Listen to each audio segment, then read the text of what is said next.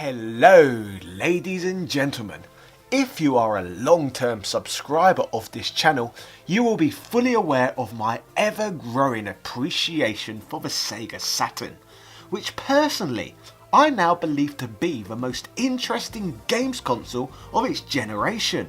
So in order to celebrate this underrated gem of a gaming platform, I thought why not talk about in detail about one of my favourite games on the whole system.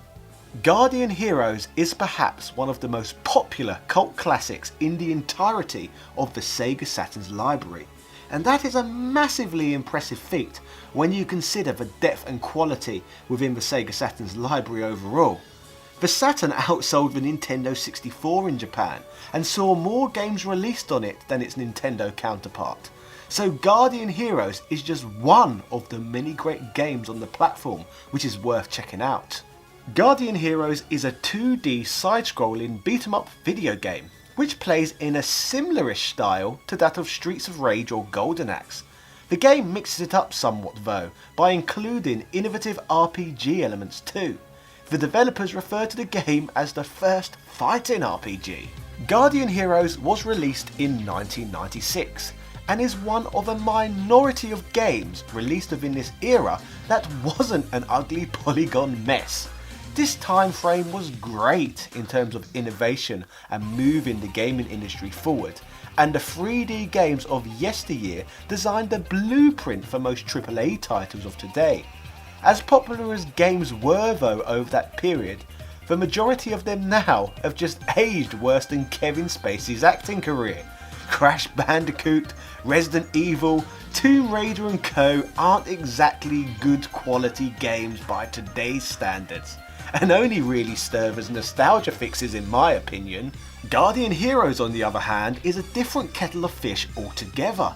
Guardian Heroes was developed by Treasure, the same fantastic company who brought us great games such as Gunstar Heroes and Dynamite Headdy on the Mega Drive, Radiant Silvergun on the Saturn, and Mischief Makers and Bang.io, if that's how it's supposed to be pronounced, on the Nintendo 64.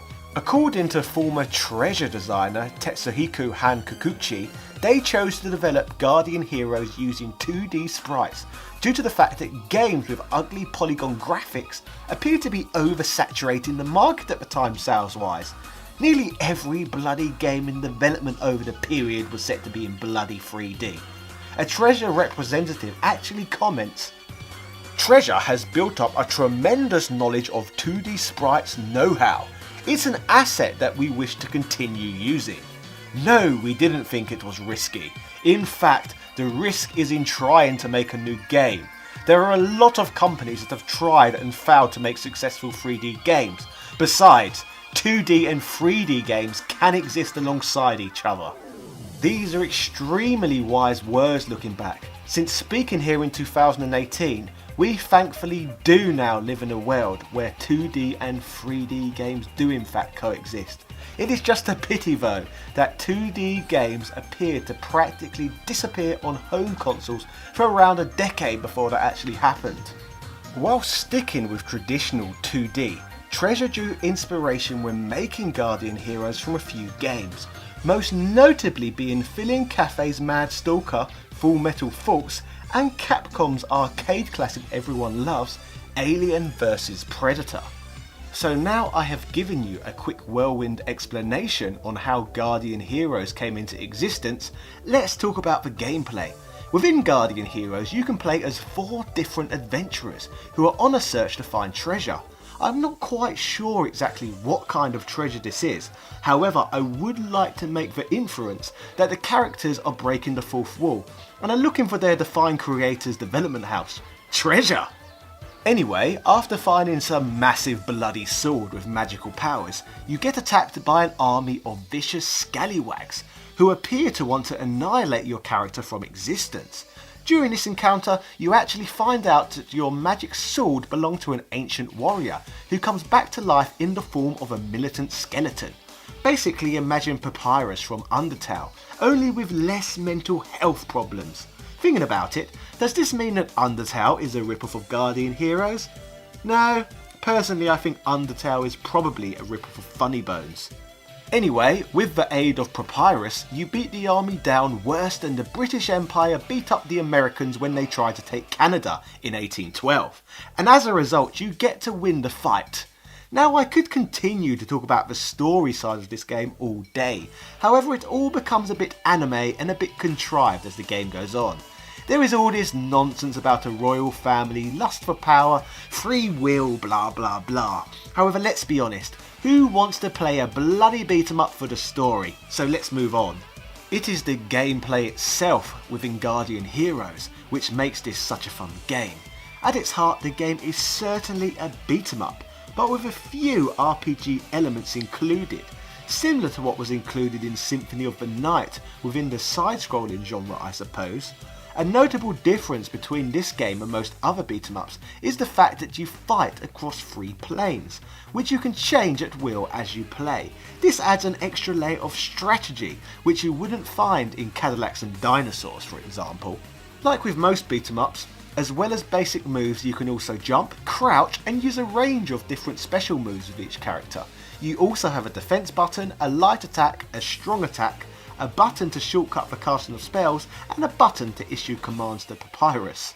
In terms of the RPG elements I have mentioned, your character has HP, MP and gains experience points and levels up as you defeat your enemies. Every time your character grows, points can be assigned to increase your character's strength, speed and magic, etc. Also, during the storyline elements of the game, for example, when you are reading dialogue between characters, you are often given various choices which affect which level you will play next, and ultimately will result in various different endings when you finish the game. When you marry up all of these gameplay elements together, you end up getting an incredibly addictive gaming experience. The game controls smooth and seamlessly, and no nonsense time wasting tutorials are required like in the majority of most badly designed modern games of today. The variation in characters and abundance of choices and endings also gives the game an extreme amount of replay value as well.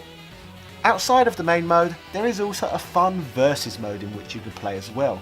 You have a choice of multiple characters and can play in front of a range of different backdrops, similar to that of which you'll find in Street Fighter 2. There is an astonishing 45 different opponents to face off against in this mode, so this bonus feature is a little more than some random crap just being tacked on to extend the level of your gameplay experience. Outside of the gameplay, as mentioned earlier, the graphics have to be heralded too. It is lovely to see a game from the period in beautiful 2D, rather than the generic 3D crap of the time. Everything looks very cartoony and is extremely well animated. Each of the original characters all stand out quite well and look different from each other. Even Papyrus gets a nod from me in this anime sort of looking game. The game is pretty much a poster child for the Sega Saturn's impressive 2D capabilities.